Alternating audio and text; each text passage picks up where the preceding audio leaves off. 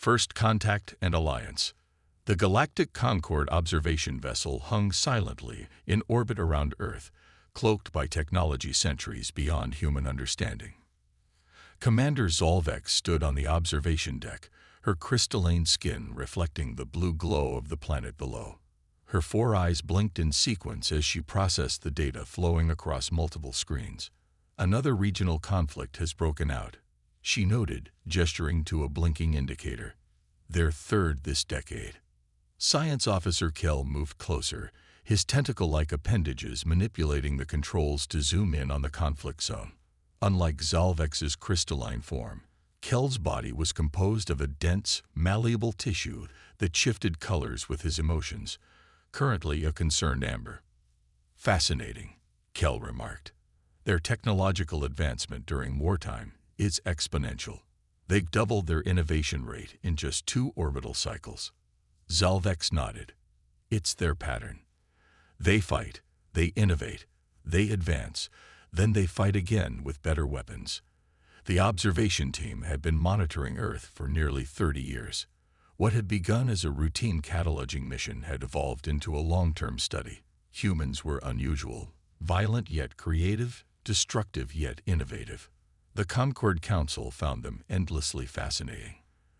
The council meeting yesterday, Kell said, lowering his voice. Though they were alone on the deck, there was talk of contact. Zolvex turned sharply. Already, the directive is clear. Species at their development stage are to be left alone until they achieve unified planetary governance. The war with the Nexari changes things, Kell replied. The military division sees potential in human combat adaptability. Zolvex made a sound like crystals tinkling together, her species equivalent of a sigh. Always the war, always looking for advantages. She tapped a control, bringing up a historical overlay of human conflicts. They need more time, at least another century. What neither knew was that their regular reports to the Concord had been intercepted. The Nexari Empire, longtime enemy of the Galactic Concord, had developed sophisticated methods of tapping into secure transmissions. In a dimly lit command center several light-years away, High Commander Drab of the Nexari Empire reviewed the latest intercepted data on humans with growing interest. His scaled body tensed with excitement as his compound eyes processed the information. "Play the last transmission again," he ordered. The subordinate tapped controls, and Commander Zolvex's voice filled the room. "Their adaptability in combat situations exceeds any species we've encountered at this developmental stage. They create solutions we wouldn't conceive of." Drav's mandibles clicked in what his species considered a smile.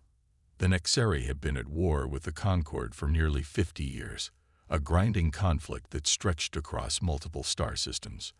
Their resources were depleted, their forces tired. "These humans could be exactly what we need," Drav said, rising from his command chair. "They fight creatively, they adapt quickly, and the Concord considers them too primitive to contact." His second-in-command, a battle-scarred veteran named Krell, seemed uncertain. "The protocols forbid interfering with developing worlds, High Commander." "Protocols the Concord created," Drav snapped. "We've never agreed to such restrictions." He paced the command deck, claws clicking against the metallic floor. "Prepare 3 ships. We'll make contact immediately." Back at Concord Central Command, the report of Nexari vessels approaching Earth triggered an emergency session of the High Council. The 12 representatives of the founding species gathered in the ancient circular chamber, their diverse forms illuminated by the soft blue light that emanated from the walls. First Speaker Tala, whose gaseous body swirled inside a containment suit, addressed the assembly. "The Nexari move to contact Earth. If they gain human military support, the strategic balance will shift."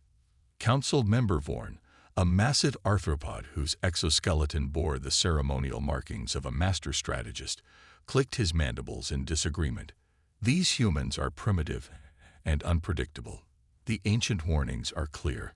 Species with Earth's psychological profile are dangerous when introduced to advanced technology. More dangerous as Nexari allies," countered Council member Celia, her feline features tense with concern.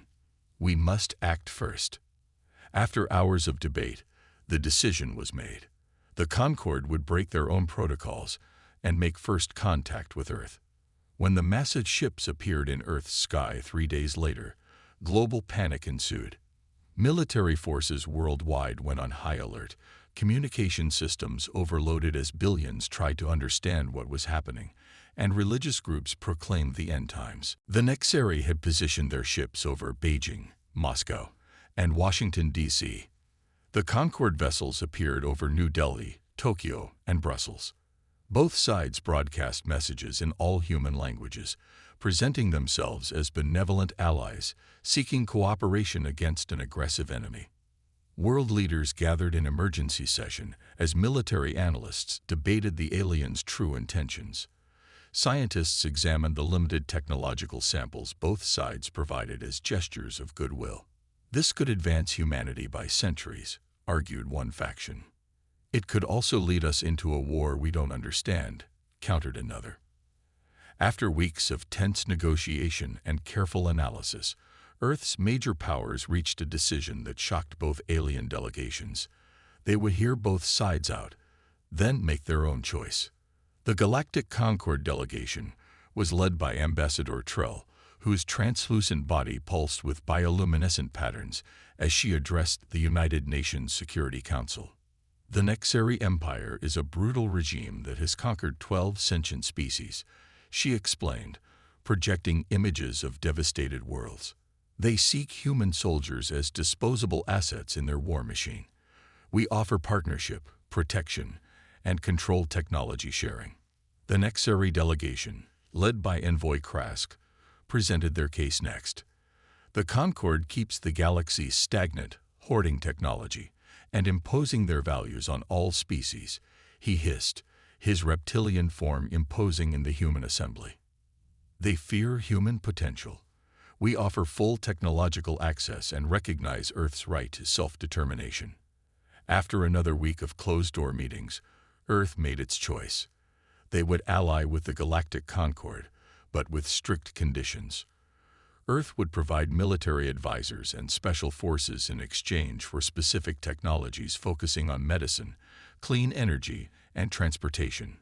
The arrangement would be reviewed annually, and Earth would maintain political independence. The Concorde, expecting reluctance or demands for more technology, was surprised by the relatively quick agreement. Ambassador Trell addressed her superiors via secure channel. "The humans are more pragmatic than anticipated." Their military strategists quickly understood the strategic situation and the dangers of Nexeri manipulation. As the Nexeri ships withdrew from Earth's orbit, High Commander Drav seethed with anger. "This isn't over," he vowed. "If the humans won't join us willingly, we'll give them reason to regret their choice." 6 months later, after intensive training with alien technology and tactics, the first human military advisors joined Concorde forces. Captain Maya Chen, a decorated Special Forces commander with extensive experience in asymmetric warfare, led the initial contingent of 50 human advisors assigned to the Concorde cruiser Steadfast. Admiral Lorne, the ship's commander, greeted them in the docking bay. His massive Ursine form towered over the humans, but his tone was respectful. "Captain Chen, welcome aboard. Your team will observe our operations and provide tactical analysis." Chen studied the alien officer with professional curiosity. "Thank you, Admiral. We're eager to learn your methods, but also to share our own perspectives." The first weeks were challenging as humans adapted to alien environments, technologies, and command structures. But when the Steadfast engaged a Nexeri patrol fleet near the contested Vega system, the value of human tactical thinking became immediately apparent. "Your formation is too predictable," Chen observed in the strategy session before the engagement. "The Nexeri will expect you to follow standard Concorde doctrine." Admiral Lorne's fur bristled slightly. "Our doctrine has served us for centuries." "And that's why the Nexeri can anticipate your every move," Chen replied. She manipulated the holographic display, showing an alternative approach. "Split your forces. Create uncertainty about your true objective. Use smaller, faster ships to feint while your heavy cruisers approach from an unexpected vector. The engagement was a decisive victory. The Nexeri fleet, caught off guard by the unconventional tactics, lost 3 vessels while the Concorde suffered only minor damage to 2 ships. As word of the success spread, human advisors found themselves increasingly welcomed across the Concorde fleet. Their reputation for unorthodox tactics and adaptability grew with each victory. On the Concorde homeworld, however, not everyone celebrated. High Strategist Vorn reviewed the battle reports with growing concern. They change our doctrine after mere weeks of exposure to our technology, he noted to First Speaker Tala. Their rate of adaptation exceeds our projections. Tala's gaseous form swirled more rapidly, indicating agitation. Yet they succeed where our commanders have failed. The Nexeri retreat across 3 sectors. For now, Vorn replied, but I fear we may have introduced a new variable whose long-term effects we cannot predict. The ancient warnings about species with human psychological profiles exist for a reason. What would you have us do? Tala asked. Abandon an ally that brings us victory. Vorn's compound eyes gleamed. Not abandon. Control. Limit their access to our technology. Restrict their command authority. And most importantly, prepare contingencies should they prove as dangerous as the ancient texts warn. As the war with the Nexeri intensified, more humans joined the Concorde forces. Training centers were established on Earth and neutral Concorde worlds, where human soldiers learned to use alien weapons and vehicles, while Concorde officers studied human military history and tactics. 6 months into the alliance, the first mixed human Concorde combat units formed, with humans serving not just as advisors, but as integrated members of Concorde strike teams. These units achieved unprecedented success rates, their adaptability and unconventional approaches consistently catching Nexeri forces off guard. Captain Chen, now promoted to major and commanding her own mixed-species battalion, stood on the bridge of the Concorde vessel Indomitable, watching as her troops secured a Nexeri outpost on the mineral-rich moon of Caldor III. Another victory, Admiral Lorne noted, standing beside her. Your forces suffered minimal casualties while capturing intact Nexeri technology. Chen nodded, but her expression remained serious. We're winning battles, Admiral, but the Nexeri adapt too. They're changing their tactics, becoming less predictable. All the more reason we need human ingenuity, Lorne replied. What neither of them knew was that their success had triggered alarm within both the highest echelons of the Concorde and the desperate leadership of the Nexeri Empire. Both sides recognized that the introduction of humans to the conflict had fundamentally altered the equation, and both were formulating their own plans to control this new, unpredictable force they had unleashed upon the galaxy. Humanity unleashed. High Commander Drav of the Nexeri Empire stood before the Emperor, his posture submissive, but his mandibles twitching with barely contained frustration. The Imperial Chamber's dim light cast long shadows across the ornate floor as he delivered his report. The humans have transformed Concorde tactics, Radiance. Where we once could predict their every move, now they surprise us at every turn. Our casualties mount while their advance continues. Emperor Skith's massive form shifted on the crystalline throne. Unlike his subordinates, the Emperor's exoskeleton was midnight black, adorned with bioluminescent patterns that pulsed with his emotions, currently displaying angry red swirls. You assured me these primitives would be inconsequential, the Emperor hissed. Now they threaten our hold on the outer systems. Drav lowered his head further. Their military adaptation exceeds all projections, Radiance. They employ tactics no civilized species would consider, attacking during rest cycles, targeting supply lines rather than military assets, using psychological operations to break unit cohesion. The Emperor's secondary arms emerged from beneath his carapace, a sign of extreme agitation. Find a solution, Commander, or your successor will. There is one option, Radiance. Drav ventured carefully. The humans believe they fight for the Concorde's noble cause. What if they learned the truth about their allies?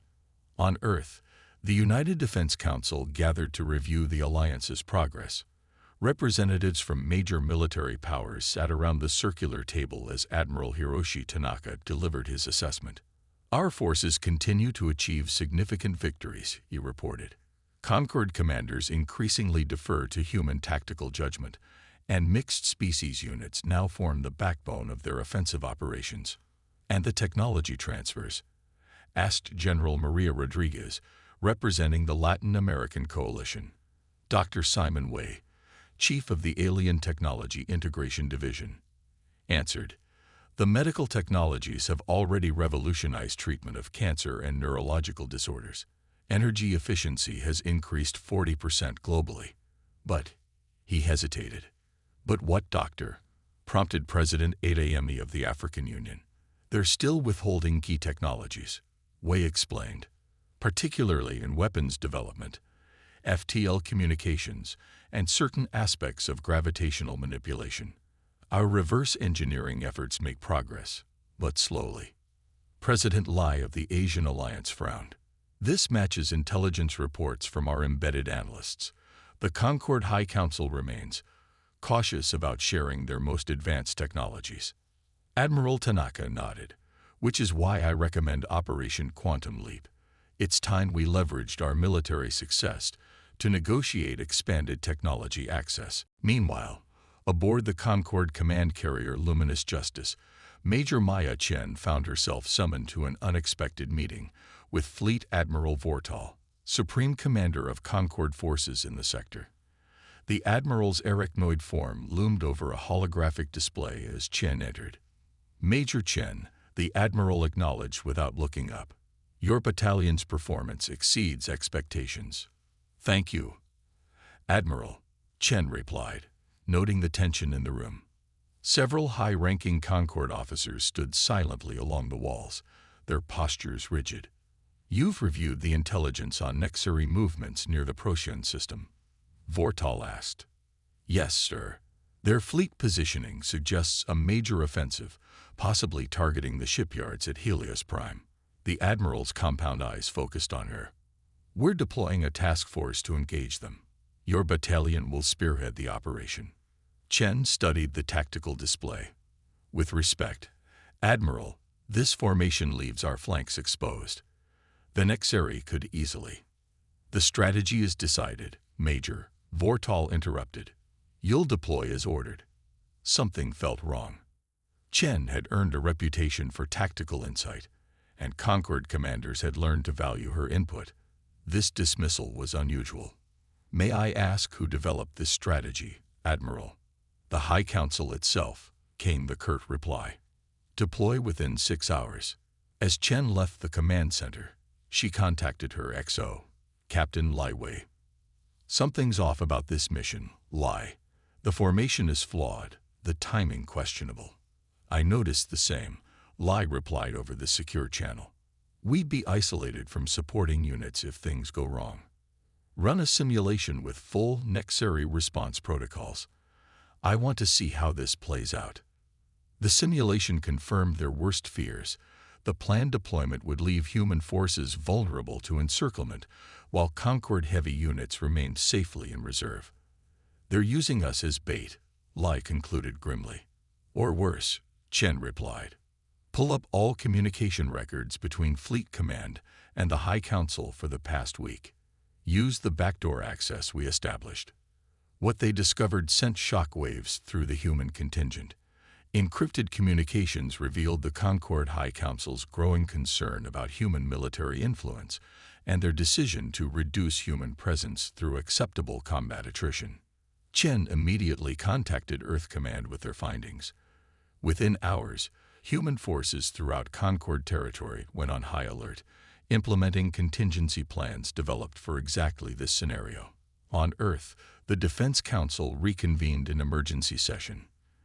"The evidence is conclusive," Admiral Tanaka announced grimly. "The Concord plan to sacrifice our forces while limiting our technological advancement.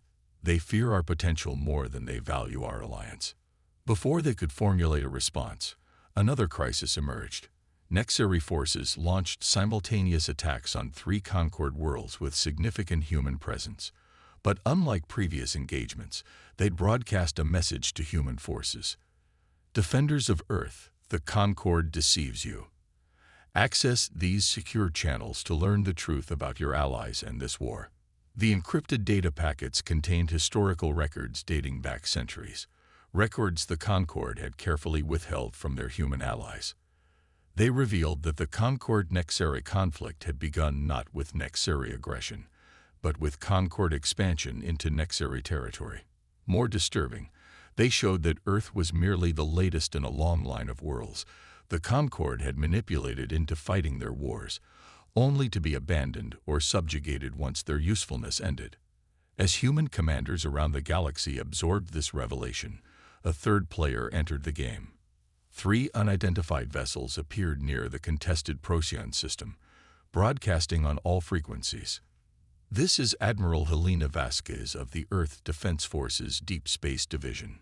To all human personnel, implement Protocol Omega immediately. Authentication code, Thermopylae 7 Delta 9. Across Concord space, human officers accessed sealed orders prepared before the Alliance but never expected to be used. Within hours, human forces began systematically withdrawing from joint operations, securing their positions on key worlds and orbital facilities. On the Concord homeworld, the High Council watched in shock as human units, trained on their own technology, integrated into their defense systems, executed a coordinated disengagement unlike anything they had anticipated. How did they organize this so quickly? First, Speaker Tala demanded. Our communications monitoring detected nothing. High Strategist Vorn's mandibles clicked anxiously. They didn't need our communication systems. They planned for this contingency from the beginning. The truth was more shocking still. While the Concord had been carefully limiting technology transfers, human engineers had been reverse engineering everything they could access. The vessels Admiral Vasquez commanded were Earth's first independent interstellar warships, built in secret using adapted Concord technology, hidden within asteroid bases established under the guise of mining operations. As human forces consolidated their positions, both the Concord and Nexari attempted diplomatic overtures, offering new concessions and technology access in exchange for continued alliance. But humanity had learned its lesson about trusting alien powers. Instead, Earth proposed a different arrangement. A ceasefire between all 3 parties, with humanity serving not as an ally but as a neutral mediator.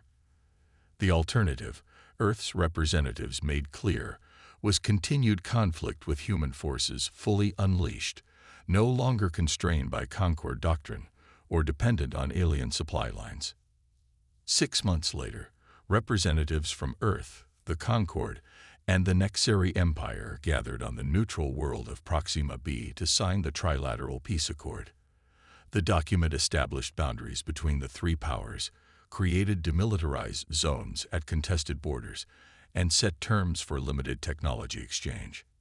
As the formal ceremony concluded, High Strategist Vorn approached Admiral Tanaka. You understand, of course, that neither the Concord nor the Nexari ever intended for Earth to emerge as an independent power, the alien strategist remarked. This outcome was unforeseen. Tanaka smiled thinly. Perhaps you should have heeded your own ancient warnings, strategist. Never drag humans into war. They might just end it on their terms. Across the galaxy, a new understanding spread among the older spacefaring civilizations. Humanity was not merely another species to be manipulated or controlled. They were a force that adapted, innovated, and ultimately charted their own course among the stars. And the oldest warning in the diplomatic archives gained new significance. Never drag humans into your wars. You may not like how they end them.